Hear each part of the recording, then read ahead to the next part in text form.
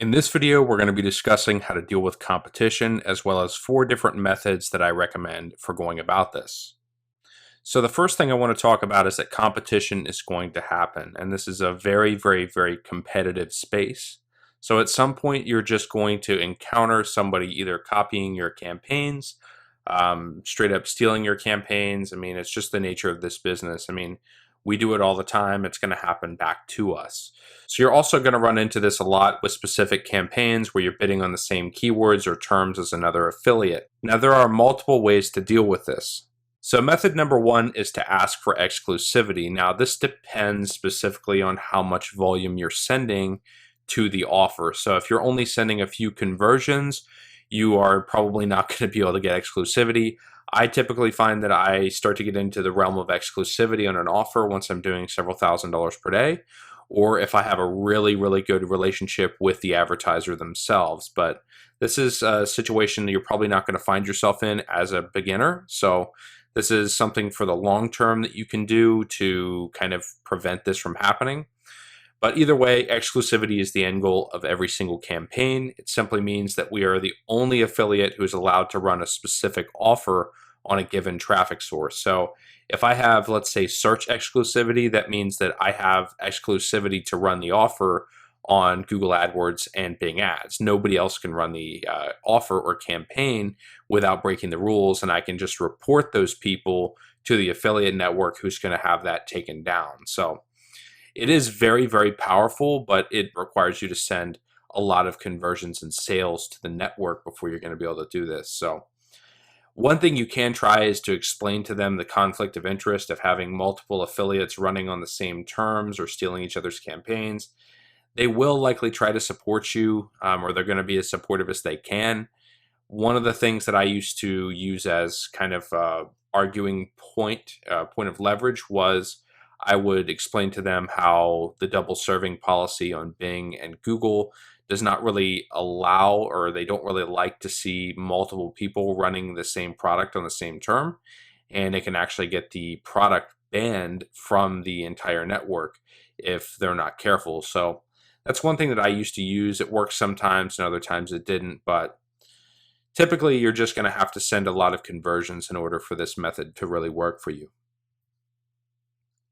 So method number 2 is something called bid warring. Now, getting into a bid war is something I don't advise if you can help it, simply because it's really a race to the bottom. So a bid war is simply when you have 2 people competing on the same term and they're trying to outbid each other or pay more for the keyword or targeting in order to have the majority of the traffic. Now, the problem is, of course, as the costs rise, the ROI goes down. So it's really just a method of trying to bully somebody out of the campaign by just ramping up your budget and be willing to pay more than them for the traffic. So in some cases it's worked for me, in others it hasn't.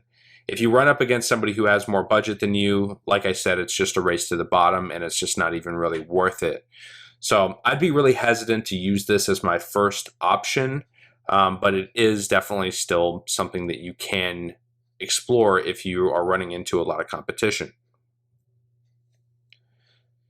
So the third method is report them if they are breaking the rules. So I choose not to do this a lot of the time simply because it is kind of, I don't know, I think that it's just a little bit too much of dirty pool. I mean, it is a competitive space, and if somebody is breaking the rules and I am following the rules, I will report them. But if it is somebody who's just following the rules to the best they can, but it's still like a niche that the traffic source doesn't allow or doesn't like, you're going to run into this. So people are going to do this to you. I try not to do this to other people simply because I know how it feels to have it done to me.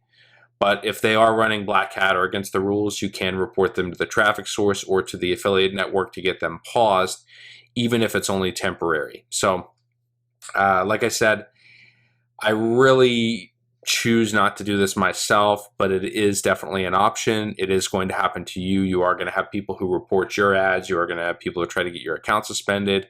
There's a lot of people who are willing to play dirty pool simply because this is just a very, very competitive space.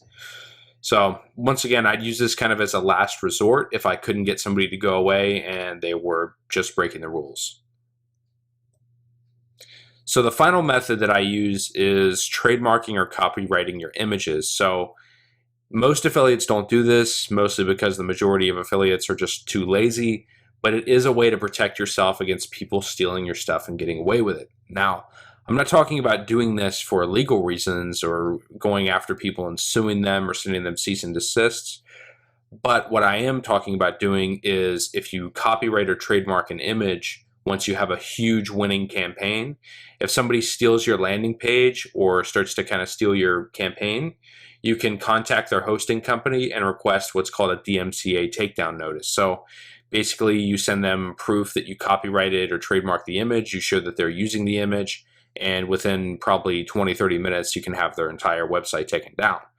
This has worked for me in the past. It's something that, once again, I don't really like to do because unless I have a huge winner, I'm I'm really not going to want to spend the time to do this. I guess you can throw me into the lazy pool when it comes to this. But by this point, anyways, I typically am already on method number one, and I have exclusivity on the offer, so I'm really not so worried about it. But it is an option, just like the others. At this point, please proceed to the next video to continue.